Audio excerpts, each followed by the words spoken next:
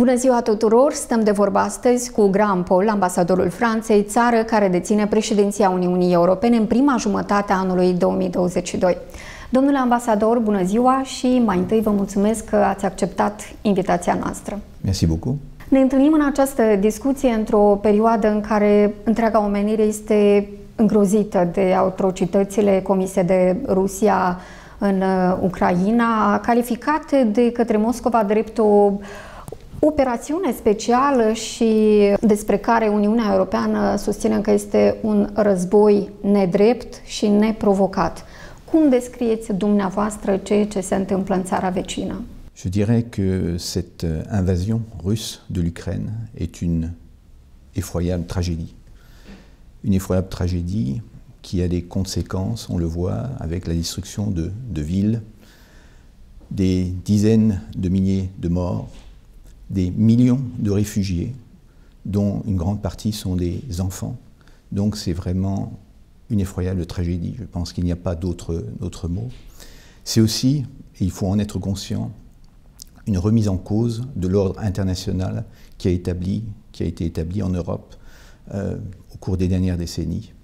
Et c'est d'ailleurs pourquoi la Fédération de Russie a été condamnée par la Cour de justice internationale pour une remise en cause des règles du droit international.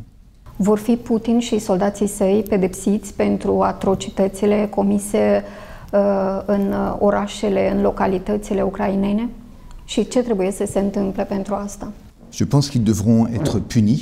Il y a d'ailleurs des enquêtes internationales qui sont actuellement diligentées pour vérifier s'il y a eu des crimes de guerre, et très probablement il y en a eu, s'il y a eu des crimes contre l'humanité, et très probablement il y en a eu. Et l'OSCE a déclenché ce qu'on appelle le mécanisme de Moscou, où des experts indépendants ont étudié la situation et sont parvenus à la conclusion que effectivement des atrocités avaient été commises et que donc les responsables devraient être punis. Ce riscuri credeți că există acum în privința Republicii Moldova, în contextul în care avem armata și munițiile ruse pe teritoriul țării noastre de 30 de ani și vreau să amintesc aici despre nenumăratele avertismente făcute de președintele Ucrainei, Vladimir Zelensky, care susține că s-ar aștepta la provocări din regiunea transnistreană și că dacă Rusia nu va fi oprită la timp, iar Ucraina nu va avea suficientă susținere, atunci următoarele ținte ar fi Republica Moldova, România și Polonia. La ce să ne așteptăm? Je comprends les préoccupations qui sont normales vis-à-vis de la situation en Ukraine. L'Ukraine est un pays voisin. Il y a beaucoup de relations humaines, commerciales entre la République de Moldavie et l'Ukraine, et une guerre dans un pays si proche est une source de préoccupation majeure. À cela s'ajoute bien sûr la situation spécifique de cette région séparatiste, la Transnistrie, où se trouvent illégalement stationnées des forces russes et où se trouvent plusieurs dizaines de milliers de tonnes de munitions. Cela étant, ce que je constate aujourd'hui, c'est que la situation reste stable. L'OSCE, qui est en charge d'essayer de trouver une solution au conflit avec la Transnistrie, fait rapport régulièrement sur la situation, qui est suivie de manière très très attentive, bien évidemment. Et pour le moment, rien n'indique une instabilité ou une menace venant de la part de la Transnistrie. Cela étant, tout dépendra de l'évolution des combats en Ukraine. Pour le moment, la situation dans le sud et dans l'oblast d'Odessa est relativement, je dirais, sous contrôle. Mais malheureusement, il est très difficile de prévoir les développements de la situation militaire, même si les autorités russes ont déclaré se concentrer plutôt sur le Donbass et non plus sur d'autres objectifs en Ukraine. Donc, encore une fois, je pense qu'il faut être vigilant, mais au jour d'aujourd'hui, il n'y a pas de menace particulière. Je crois simplement, et c'est normal, que la communauté internationale doit continuer à soutenir la République de Moldavie qui, encore une fois, est dans une position vulnérable vis-à-vis de ce conflit du fait de sa proximité avec l'Ukraine. Uniunea Europeană a adoptat deja 5 pachete de sancțiuni economice împotriva Rusiei și iată că este pregătit deja al 6-lea pachet. Totuși, Rusia nu se oprește. Ce ar trebui să se întâmple pentru ca acest război să fie încetat? En fait, les sanctions, effectivement, sont les plus massives qu'ait jamais décidé l'Union européenne. Il y a eu 5 vagues de sanctions et ces sanctions fonctionnent. Il faut comprendre la logique de ces sanctions. Ce qu'on veut, nous, Européens, c'est faire comprendre au régime russe que cette guerre injuste, injustifiable, non provoquée, a un prix. Et ce prix est très élevé. Si vous regardez l'économie russe, elle est affectée directement par les sanctions. La bourse russe a dû fermer. Le rouble s'est effondré. De nombreuses sociétés européennes et internationales ont quitté la Russie. La Russie n'est plus en mesure aujourd'hui de payer ses dettes. Le gouvernement français a gelé, je crois, quelque chose comme 23 milliards d'euros d'avoirs russes. Et tous les pays européens ont fait de même. Donc ces sanctions fonctionnent. Au-delà des sanctions, il y a aussi l'isolement de la Russie. Et là aussi, c'est assez remarquable que la communauté internationale ait réussi à isoler sur le plan international la Fédération de Russie, qui a été condamnée aux Nations Unies par l'Assemblée générale à 2 reprises, qui a été exclue du Conseil de l'Europe, qui est exclue du Conseil des droits de l'homme des Nations Unies, et qui se trouve aujourd'hui au banc de la société. Aujourd'hui, la Russie, grande puissance, est un État paria, avec lequel on ne veut pas avoir de relations, parce que son comportement ne correspond pas aux normes du droit international. Donc c'est une défaite pour la Russie, une défaite économique, une défaite en termes de notoriété, en termes de prestige sur le plan international. Mais bien évidemment, il faut continuer. Et ça veut dire aussi faire pression sur le plan militaire. Et là aussi, au-delà des sanctions massives qui ont été adoptées par l'Union européenne, pour la première fois, l'Union européenne a aussi apporté une aide militaire massive qui est en cours. Totuși, Rusia mai are gazul ca armă care ține în priză în continuare Uniunea Europeană. Rusia cere ca Uniunea Europeană să-i achite gazul în ruble. Cum va achita Uniunea Europeană și respectiv Franța, care, deși importă o bună parte din gaze din Norvegia, există o cantitate care este importantă și din Rusia. Effectivement, la dépendance de l'Europe vis-à-vis du gaz russe est un problème. On l'a découvert de manière brutale lors de cette guerre. On le savait déjà un petit peu, mais cela nous a ouvert les yeux d'une certaine manière. Et là aussi, l'Union européenne et les États membres ont essayé de prendre cette question complexe à bras-le-corps. Il faut diversifier nos sources d'approvisionnement, y compris en gaz. C'est pour ça qu'on est en train de négocier avec d'autres fournisseurs de gaz que la Russie. Et il faut refuser le diktat russe du paiement en rouble. Cela ne correspond pas au contrat. La plupart des contrats sont libellés dans d'autres monnaies, en euros ou en dollars. Donc pourquoi devrions-nous accepter de payer en rouble des contrats qui ont été signés dans une autre monnaie? Donc la réponse de la France, la réponse d'autres pays européens est très ferme. On ne change pas les termes du contrat et on cherche à diversifier nos sources d'approvisionnement parce qu'on le voit bien, il n'y a pas de fiabilité aujourd'hui du côté de la Fédération de Russie qui est capable d'avoir des réactions agressives, guerrières, comme cela est démontré avec la guerre en Ukraine. Ar fi capabilă Franța să-și asigure tot necesarul de gaz, renunțând la gazul din Rusia? La réponse est oui, peut-être pas à court terme, mais à moyen et long terme. C'est sûr que l'on va pouvoir diversifier nos sources d'approvisionnement. Et au-delà, il faut aussi réfléchir à développer les énergies renouvelables, parce que finalement, le gaz est aussi une énergie fossile. Donc il faut basculer dans un autre système, et c'est l'occasion peut-être de progresser sur ces questions du renouvelable. C'est vrai pour l'Europe, c'est vrai aussi pour la République de Moldavie. Cum vedeți situația asta pentru Republica Moldova? Ce are de făcut Republica Moldova în acest context ca să reducă din dependența față de gazul rusesc, pe care Rusia îl folosește ca o bâtă față de țara noastră? C'est une question complexe. Il n'y a pas de solution miracle pour sortir de cette dépendance qui est totale vis-à-vis du gaz russe en République de Moldavie. Il faut réfléchir, il faut commencer à diversifier ses sources d'approvisionnement. Cela a été fait d'une certaine manière, puisque maintenant, la République de Moldavie s'est dotée des outils lui permettant d'acheter du gaz sur le marché international. Cela ne suffit pas. Il faut développer d'autres sources d'énergie. Et j'ai parlé du renouvelable. Je pense que c'est une piste qui doit être explorée. Il y a aussi diminuer la consommation d'énergie. C'est important de renforcer l'efficacité énergétique des bâtiments, de réfléchir comment on peut diminuer notre consommation d'énergie. Et c'est une réflexion qui dépasse largement la République de Moldavie. Alors je pense que cela est possible.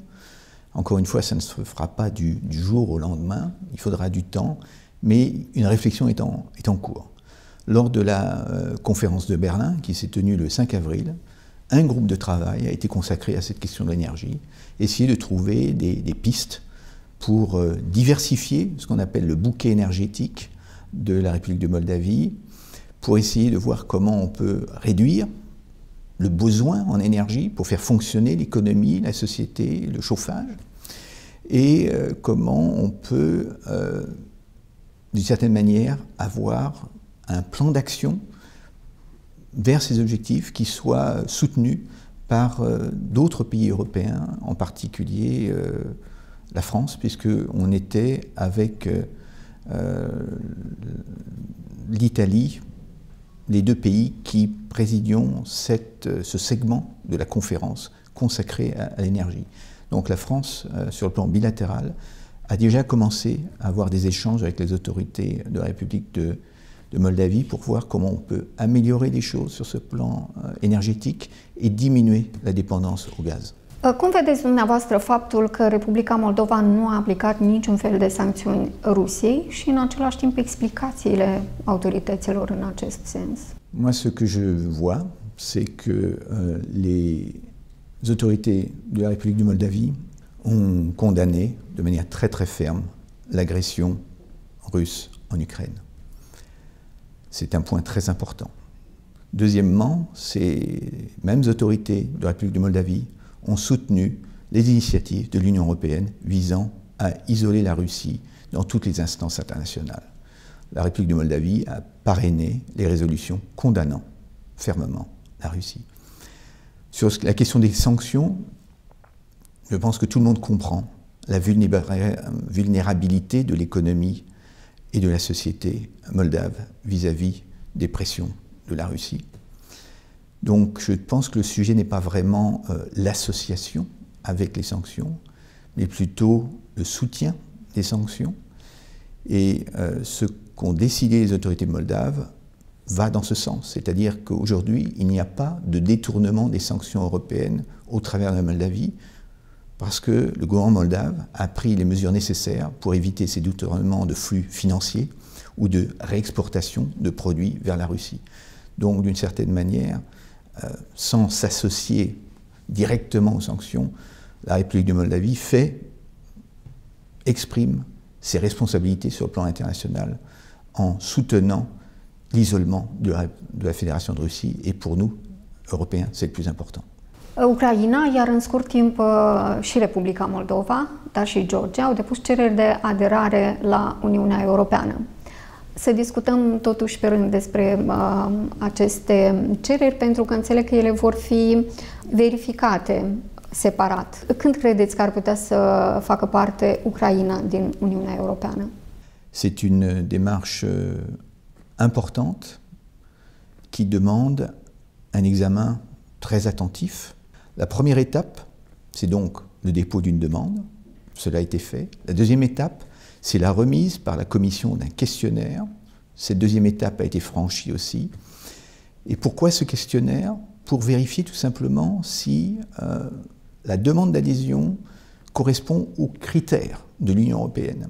Ces critères ont été définis il y a très longtemps et ils concernent 3 domaines. Premier domaine, c'est un domaine politique. C'est notamment vérifier l'état de droit, le fonctionnement des institutions démocratiques, le fonctionnement de la justice, des critères politiques, des critères économiques, parce que l'adhésion à l'Union européenne a un impact très fort sur l'économie du pays qui demande à adhérer.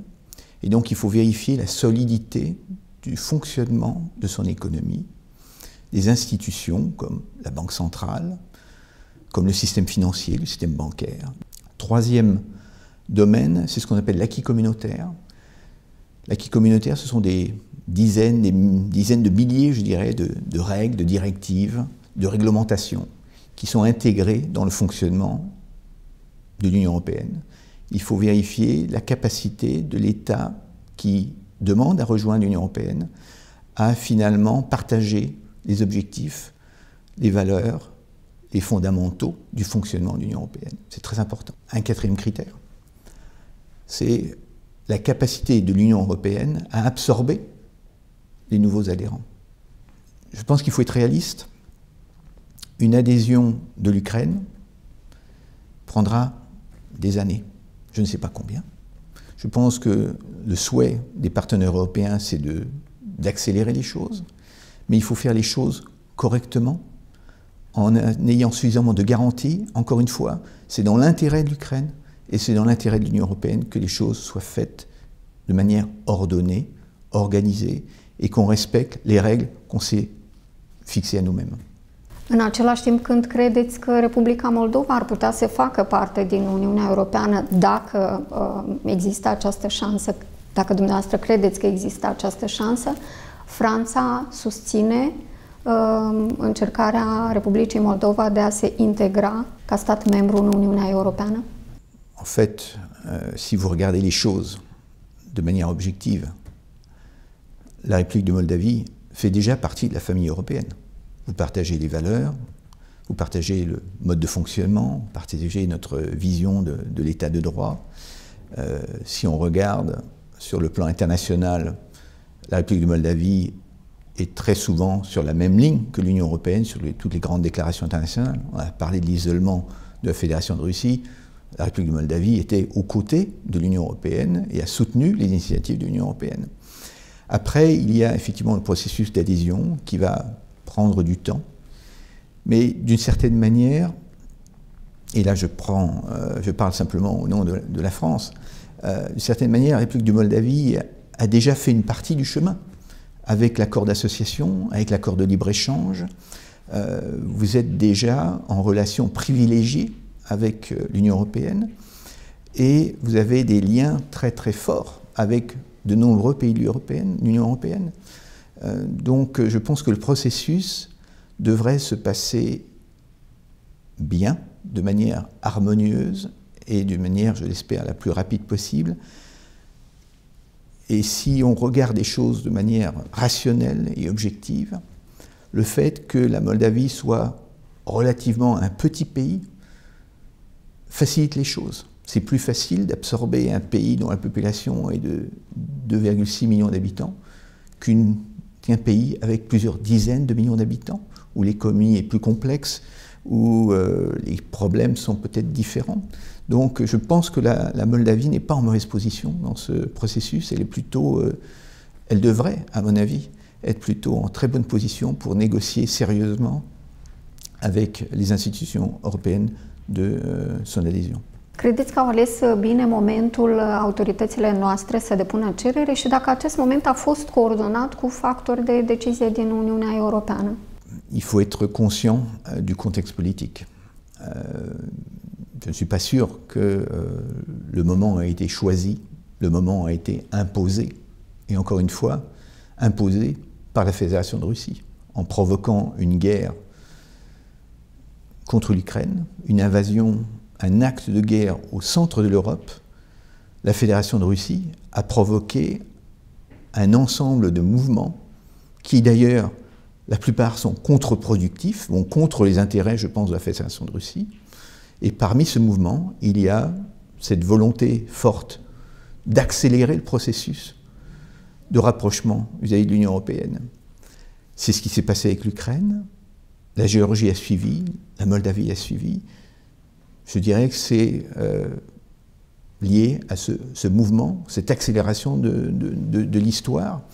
Après, il faut garder la tête froide et voir comment on peut gérer ce processus. Je crois que politiquement, c'était effectivement très difficile pour le gouvernement moldave, pour les autorités moldaves, de regarder cette accélération de l'histoire et de ne pas saisir cette opportunité de déposer leur demande. Et c'est pour ça que cette demande a été bien accueillie, bien comprise. On a compris que face à un environnement incertain, face à une anxiété, une préoccupation forte vis-à-vis des développements en Europe, un moyen de se rassurer, était de se rapprocher encore davantage de l'Union européenne. Et c'est dans ce contexte-là, je crois qu'il faut comprendre cette demande d'adhésion et la soutenir. Agresiunea Rusiei a provocat o mare criză a refugiaților. Peste 380.000 de persoane refugiate de războiul din Ucraina au intrat în Republica Moldova, iar în acest moment, practic 4% din populația Republicii Moldova o constituie cetățenii Ucrainei care au fugit de război. Cum credeți că a fost gestionată această criză în Moldova? Je crois pouvoir me faire le porte-parole de beaucoup de collègues et de représentants de la communauté internationale. J'ai été frappé, comme beaucoup d'observateurs, par le caractère absolument remarquable de la réponse moldave à la crise des réfugiés. En quelques heures, en quelques jours, un dispositif a été mis en place pour accueillir de manière digne l'ensemble des réfugiés. C'est quand même remarquable qu'aucun réfugié n'ait eu à dormir dans la rue ou n'ait pas trouvé des moyens d'assurer son logement, sa subsistance. Aujourd'hui encore, 90% des réfugiés sont logés par des familles moldaves. C'est absolument extraordinaire comme élan de solidarité, comme leçon pour l'ensemble des pays européens. Donc ça, c'est absolument remarquable. Ce qui est aussi remarquable, c'est la solidarité internationale qui a joué très rapidement grâce, je dirais, au bon réflexe des autorités moldaves qui, dès le lendemain de l'attaque russe, ont déclenché ce qu'on appelle le mécanisme européen de protection civile. Ce qui a permis aux pays européens, dont la France, de se mobiliser et d'apporter ce qu'on appelle une aide d'urgence à la République de Moldavie. Mais encore une fois, la responsabilité première, ce sont les autorités moldaves, c'est la société moldave qui l'a assumée et d'une manière absolument, encore une fois, remarquable. Et donc, moi, je trouve que, et encore une fois, ce n'est pas le représentant de la France qui parle, parce que j'ai des discussions avec tous mes collègues sur ce sujet, et on fait tous le même constat. În acest context, echipa Europa și-a oferit suportul pentru Republica Moldova și recent Franța, Germania și România au creat așa numita platformă de sprijin pentru Republica Moldova în contextul crizei refugiaților, oferind o sumă de 53 de milioane de euro pentru țara noastră ca suport bugetar, dar țin să menționez că asta vine pe lângă asistența macrofinanciară în valoare de 150 de milioane de euro oferită Republicii Moldova și alte pachete care au venit să sprijine poliția de frontieră sau felul cum sunt gestionate cererile de oferire a azilului aici. Cum urmează să funcționeze mai departe această platformă? Effectivement, c'est une initiative importante, cette plateforme de solidarité avec la République de Moldavie, qui a été créée à l'initiative de 3 pays, l'Allemagne, la France et la Roumanie. La première réunion, parce qu'il y en aura d'autres, a eu lieu le 5 avril à Berlin. Ce qui est important de comprendre, c'est qu'il n'y avait pas qu'un seul sujet. Effectivement, le soutien financier est important, mais il y a aussi eu un groupe de travail sur l'énergie, comme je l'ai dit, un groupe de travail sur la lutte contre la corruption, un groupe de travail sur la gestion des réfugiés. Donc, il y a beaucoup de défis aujourd'hui qui se posent à la République de Moldavie, et l'idée, c'est que cette plateforme de solidarité mobilise l'énergie autour des sujets les plus importants, les plus prioritaires, tels que définis par les autorités moldaves, et qu'on essaye de voir comment on peut aider au mieux.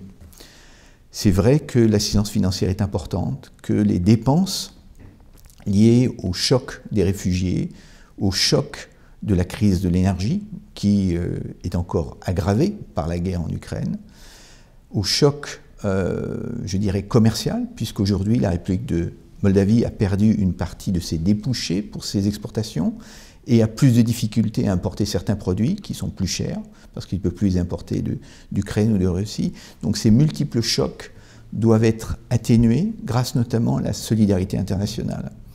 Et cette conférence de Berlin a permis de recueillir environ 650 millions d'euros de financement. La France a annoncé 125 millions d'euros de financement lors de cette conférence. Sur ces 650 millions, il y a à peu près 100 millions de dons. C'est très important parce qu'aujourd'hui, on le voit bien, il y a une question qui est celle de ne pas faire supporter à la République de Moldavie un endettement trop élevé. Donc c'est important que les donateurs ne proposent pas seulement des prêts, mais également des dons. Et ce message a été entendu à la conférence de Berlin. Encore une fois, il s'agit d'un processus. Et donc la prochaine conférence devrait avoir lieu probablement à Bucarest, en Roumanie, dans les semaines ou les mois à venir. Il n'y a pas encore de date. Mais l'idée, c'est de... Maintenant que la situation d'urgence est d'une certaine manière gérée, il faut essayer de se projeter un peu dans la durée et voir comment on peut renforcer les capacités de l'État moldave, de l'économie moldave, de la société moldave. Et ça, c'est un travail de longue durée et qui nécessitera aussi un accompagnement de la part des partenaires de la République de Moldavie.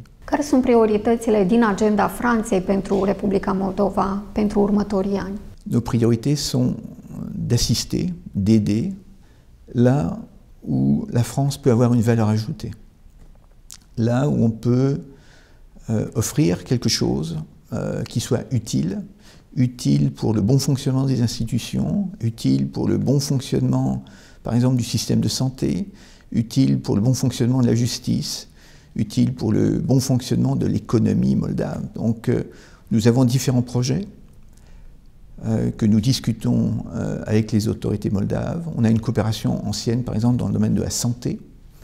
Et donc on continue à échanger sur ces sujets-là. On a maintenant la chance d'avoir l'Agence française de développement. Et l'Agence française de développement est en train de travailler sur différents sujets qui sont très importants pour la République de Moldavie. Par exemple, la résilience énergétique. Il va y avoir une étude qui va être financée par l'AFD pour vérifier comment le réseau haute tension se comporte, notamment si on essaye d'y ajouter des sources d'énergie différentes, comme par exemple des énergies renouvelables, des éoliennes. Ce sont des sujets un peu techniques, mais très importants, pour permettre à la République de Moldavie de diversifier ses ressources énergétiques, de bénéficier, par exemple, de la synchronisation avec le réseau européen. Il faut vérifier que ça va bien fonctionner. C'est technique, mais il faut le faire. Un autre sujet qui nous semble important, c'est aussi la réhabilitation du réseau ferroviaire en République de Moldavie, qui, ces dernières années, n'a pas bénéficié d'investissements, de modernisation. Et là aussi, une étude de l'AFD va nous permettre d'avoir une sorte de cartographie de ce qu'il faut faire. Et nous avons déjà, à titre bilatéral, pris l'engagement de financer la réhabilitation de la liaison ferroviaire entre Ungen et Chisinau, qui est très importante. Et il y a une mission qui doit d'ailleurs venir avant la fin du mois pour regarder un peu ce sujet. Donc on a beaucoup de projets. Encore une fois, ce qui est important, c'est que cela corresponde à une bonne analyse des besoins, cela soit fait en bonne coordination, intelligence avec les autorités de la République de Moldavie. Et c'est ce qu'on essaye de faire. On essaye d'avoir ce dialogue confiant et, je dirais, entre partenaires. L'important, c'est qu'on développe des partenariats dans ces sujets-là avec comme objectif, encore une fois, d'améliorer le fonctionnement, mais aussi les conditions de vie de la population en République de Moldavie. C'est la résidence de France. C'est une maison que nous occupons depuis plus de 20 ans. Venez, avancez-vous, avancez-vous. Bună seara tuturor. Sunt bucuros să vă am aici. Je vais commencer par Madame Enikov. Félicitations. Félicitations. Merci. Aujourd'hui, je vais remettre des décorations françaises. On appelle ça les palmes académiques parce qu'on les remet aux enseignants, aux universitaires. Et donc c'est une décoration qui est ancienne. Elle a été créée en 1808 par Napoléon.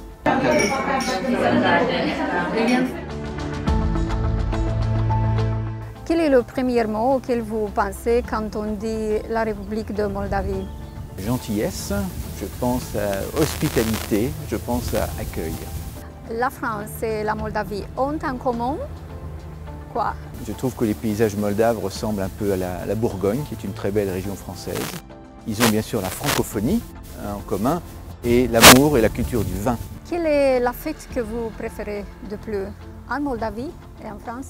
En général, c'est Noël, parce que pour moi, c'est vraiment la fête de famille. C'est la fête pour tous les âges, les enfants, les parents, les grands-parents. C'est vraiment une fête importante pour moi. Le meilleur plat que vous avez goûté ici? Alors malheureusement, je ne me souviens plus comment on dit en roumain, mais ce sont des poivrons farcis. Poivrons farcis. Qu'est-ce que c'est? C'est ardei? Ardei umplut. Da. Où vous avez goûté ardei umplut? À Oreille, dans un petit restaurant à Oreille-Vec. Le lieu que vous avez visité et vous a plu? Il y a plusieurs lieux qui m'ont beaucoup plu. J'ai visité quelques monastères, et notamment cette église troglodyte qui est creusée dans la falaise à Oreille-Vec. Mais aussi, bien sûr, j'ai été très impressionné par les caves de Milestimic et de Krikova. C'est très impressionnant. Racontez-nous de votre famille. Où est votre famille? Mon épouse, qui est ici, elle n'est pas là aujourd'hui, mais elle est avec moi en République de Moldavie. Autrement, j'ai 3 grandes filles. J'en ai une en France, une au Luxembourg et une actuellement aux Pays-Bas. Voilà. Et si vous avez un message pour le peuple de la Moldavie? En fait, j'ai 3 messages. Un premier message, c'est l'admiration vis-à-vis de l'accueil qui a été réservé aux réfugiés, de la générosité et de la très bonne organisation. C'est vraiment beaucoup d'admiration. Un deuxième message, c'est un message d'amitié et de solidarité. Je crois que c'est important pour la Moldavie, la population moldave, de comprendre que vous n'êtes pas seul. Vous avez des amis, vous avez des partenaires, des gens qui vous soutiennent, que ce soit la France, que ce soit d'autres pays européens, que ce soit d'autres partenaires. C'est important, vous n'êtes pas seul. Et dernier message qui est important, c'est un message de confiance. Confiance en soi, confiance en vous. Je crois que la population moldave a montré sa capacité à surmonter une crise, la crise des réfugiés, d'une manière exceptionnelle. Ça doit vous donner confiance en vous, donner confiance à la population moldave de ses capacités d'affronter les défis du futur. Donc, il faut avoir confiance en vous. Merci beaucoup. Je vous en prie.